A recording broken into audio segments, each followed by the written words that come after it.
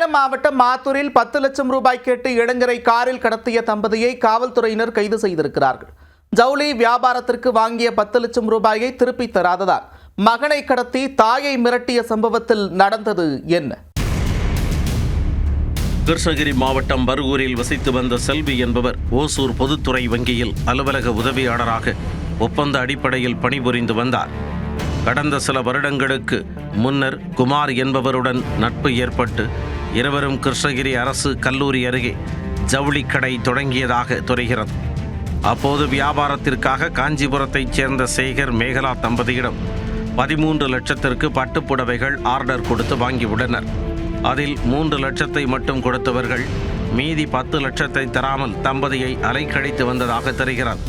பலமுறை பணத்தை கேட்டும் தராததால் ஆத்திரமடைந்த தம்பதி செல்வியின் குடும்பத்தினரில் யாரையாவது கடத்தி மிரட்டி பணம் பறிக்க முடிவெடுத்து ஆட்கடத்தலில் இறங்கினர். கரூரில் ஆத்தூர் சென்ற தம்பதி செல்வியின் மகனை தொலைபேசியில் தொடர்பு கொண்டு அங்குள்ள செல்போன் கடைக்கு வரும்படி தெரிவித்தனர். பேச்சுவார்த்தைக்கு என நம்பிச் சென்ற தீபேசை அடியாட்கடை வைத்து கடத்திச் சென்றனர். பின்னர் செல்போனில் செல்வியை தொடர்பு கொண்டு உனது மகனை கடத்திவிட்டோம், 10 லட்சத்தை கொடுத்துவிடு, மகனை மீட்டுக்கொள் என மிரட்டியுள்ளனர்.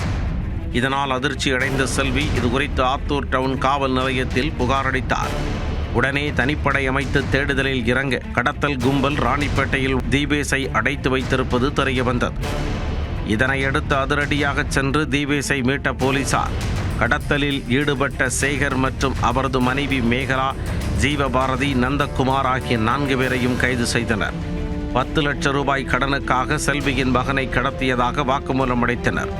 இதனையடுத்து 4 பேரையும் நீதிமன்றத்தில் ஆஜர்படுத்தி போலீசார் சேலம் மத்திய சிறையில் அடைத்தனர். மேலும் கடத்தலுக்கு பயன்படுத்திய காரையும் பறிமுதல் செய்தனர்.